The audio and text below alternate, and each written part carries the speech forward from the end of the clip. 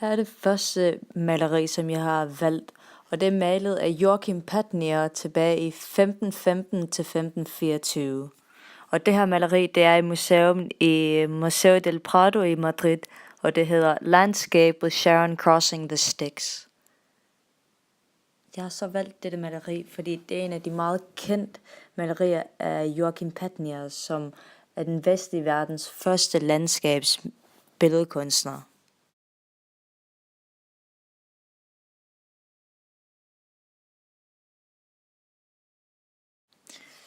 Det, som jeg har set om dette billede, det er, at jeg tror, at den har en meget religiøs politik.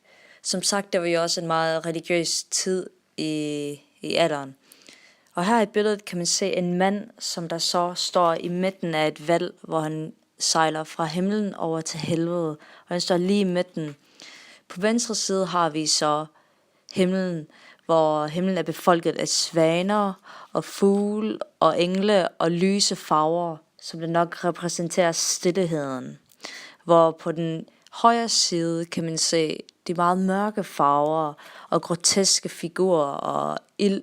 Og det, som Patnier har gjort, det er, at han har malet den her maleri på en meget fugleperspektiv landskab-vision. Og han har brugt farver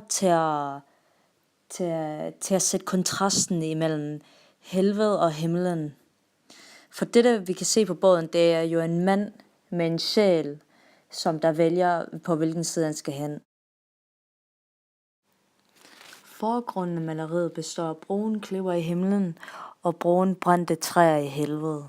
Hvor i midten, der kan vi se jorden og floden og græslandet og de lyse nuancer af blå og grøn. Det, som vi også kan se ved det her billede, det er, at i baggrunden, der er de mørke farver på begge sider, både venstre og højre. På venstre siden, der er de mørke toner af blå, og så på den højre side de mørke toner af brun og sort. Hvor vi kan se i forgrunden, når det kommer tættere på, også i helvede, også i himlen, der er det nogle lyse toner, som de bruger. Her har jeg så valgt en meget berømt billede, som der er malet af Vincent van Gogh, som er en meget kendt billedkunstner. Dette maleri var malet i 1889.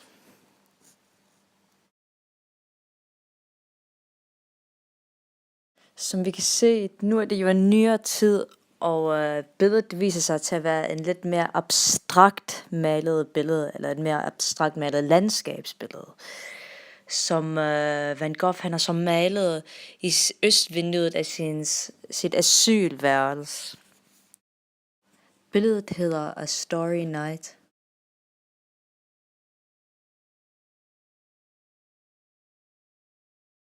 Som vi kan se i baggrunden, der har jeg brugt nogle mørkere farver op i himlen, med en refleksion af månen, som der skinner over de andre stjerner, som der laver mellemgrunden lidt lysere af en blanding af hvid og gul og lyseblå. Hvor i baggrunden det er jo mest mørke farver, ligesom mørkeblå.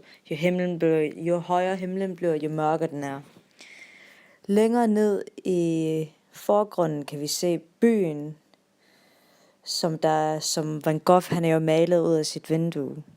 Og der er jo en blanding af farver af lyse bygninger og lyse bygninger med en mørk baggrund. Som det vil sige, at maleriet er jo tegnet om aftenen, også fordi vi kan jo se månen i himlen oppe i toppen. Men i baggrunden ser det ud til, at han har brugt lidt hvid, og det for mig det ser det ud til, at jeg kan se de her to han er jo i et kunsthistorisk koldt område. For eksempel det første billede, det var et meget mere jeg tror i denne tid det var mere et socialt problem. Det var mere en religiøs politik, som de gik ud på at male om. De malede mere om de ting, som der foregik, og de ting, som folk de frygtede. Hvor at Van Gogh, det var jo mere moderne. Der handlede det nok mere om følelser, og mere om, hvordan han havde det med sig selv. Udover, det var ikke så meget den sociale politik, han viste.